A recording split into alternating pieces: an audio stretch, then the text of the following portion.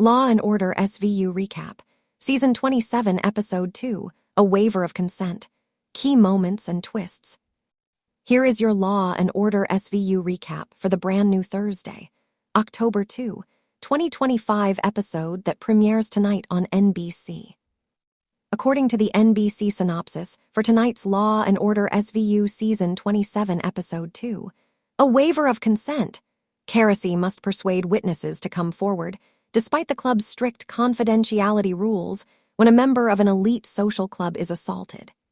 Benson receives more assistance from Chief Tynan. Velasco is presented with an unexpected chance. For our Law & Order SVU recap, be sure to bookmark this page and return between 9 and 10 p.m. ET. Check out all of our Law & Order SVU recaps, spoilers, news, and more while you wait for the recap. The Law & Order SVU recap for tonight has begun. To stay up to date, frequently refresh the page. Velasco, the detective, was departing SVU. The feds brought him in to help with a cartel investigation. He was seasoned because of his past involvement with gangs, but they advised him not to tell his supervisor. He was unable to accomplish that. He had much too much respect for Captain Benson to abandon her. He shared this work with his supervisor. He might understand if she wanted to take it away from him, but she declined. She had no intention of restricting his career in order to maintain unity within her team. Finn was still on vacation. Velasco has no idea when he will be hired by the federal government, but they needed him. Velasco continued to work on the most recent case until he was withdrawn. A confused woman was discovered exploring Times Square streets. You can call her Maya Morty. She probably won't ever understand what occurred that night because she was under the influence of so many drugs. She could only state that she needed assistance. In her nightgown, she wandered. A rape kit that the physicians did revealed that there had been an interaction that evening. Simply put, they were unaware of the nature of the connection. Everything in Maya's system had been eliminated. Later, she awoke with a clear head. Maya simply did not speak. She said that nothing occurred to her. She was all right. The new child didn't know how to handle a victim like her, and she was struggling with a lot of embarrassment. The new chief of detectives and Detective Jake Griffin had a tight relationship. Since his father was her first partner, he was essentially a nephew. In fact, she sent him to SVU against Benson's wishes. He was thought to be a spy. Benson's team operates on a tight ship, so she wasn't really concerned. They were more worried that Griff wouldn't blend in. Griff's ability to close his cases earned him the nickname Batman.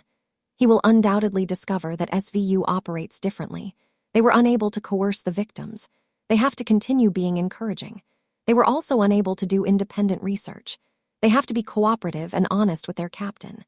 Griff had seen that Maya's inner arm was tattooed with a barcode. Back when she was unconscious, he snapped a picture of it. It resulted in the creation of the exclusive Sensate Club. It was a sex club. Griff kept the knowledge to himself until he looked into it more. Griff had no idea why Maya would be afraid of a wellness club. Curry had to tell him in a different way. From her time at IAB, Curry was aware of Sensate. Her boss urged her to stop looking into police officers who were working as bouncers for the establishment. He was moved to Staten Island when he persisted in his efforts. In the end, the case had vanished. In reality, the Healing Center was a sex club. Sex clubs were frequently used as a front for drug trafficking, which is why it was such a major concern. They were also well known for serving as a haven for sexual assaults. The victims give their approval for one thing that soon becomes more.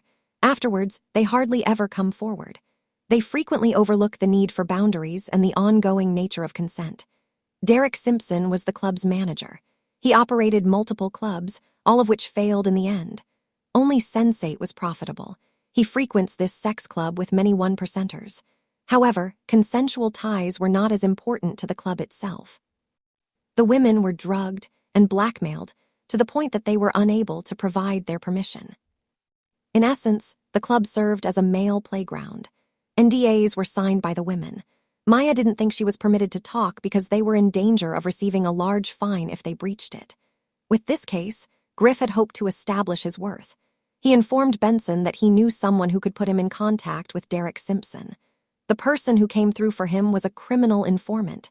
He was granted the meeting. He entered the club undercover with Bruno. Both of them witnessed some quite dubious activity. They continued to collect data. After the club, they were instructed to return home. Their captain said they will continue digging tomorrow. They didn't anticipate Batman attempting to fly alone once more. At the club, Griff noticed the women. He couldn't abandon them there helpless. He returned by himself. He had to apologize to his captain because he shouldn't have done it. She almost moved him to another department. Griff got something, which was the only reason she didn't follow through.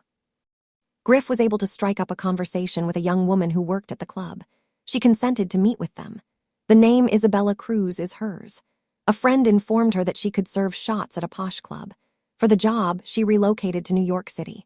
In addition to a place to stay and insurance, they also provided her other items. Simpan helped her develop a drug addiction. Then, in an attempt to coerce her into becoming a prostitute, he shut off the faucet. He was an upscale pimp. He kept selling her pills all night long, and she just received them back so she could detach. Griff was the first to appreciate Isabella, so she was prepared to confront him. Until he saw her, she didn't think anyone would be concerned about her situation. They obtained a warrant for the club thanks to her testimony. Simpson was taken into custody. The same attorney represented both him and the ladies he pimps out. Daniel Allen is his name. He was slime. He struck a bargain to avoid going to jail. He now speaks for his pals. Simply put, he was not permitted to speak for both the attacker and his numerous victims. One had to be dropped by Allen. He decided to part ways with the women. He was still Simpson's representative. Now the women could speak out against him. They gave testimony. Benson spoke with Maya once more as well. She turned out to be the last nail in the coffin as they discovered footage of her assault. She gave a negative testimony about Simpson. He does threaten those women, she told the court. He made threats against her for standing up for them. Thanks to Maya, Simpson was eventually found guilty of all the accusations against him. A new Ada helped Kerosene with this case, and it appears that she will be staying. Griff is no different. Griff discovered that there is a learning curve for this position. He had to join the Justice League and quit playing Batman alone. Additionally, Benson learned that Stabler was in the hospital in the last moments of tonight's episode. The final,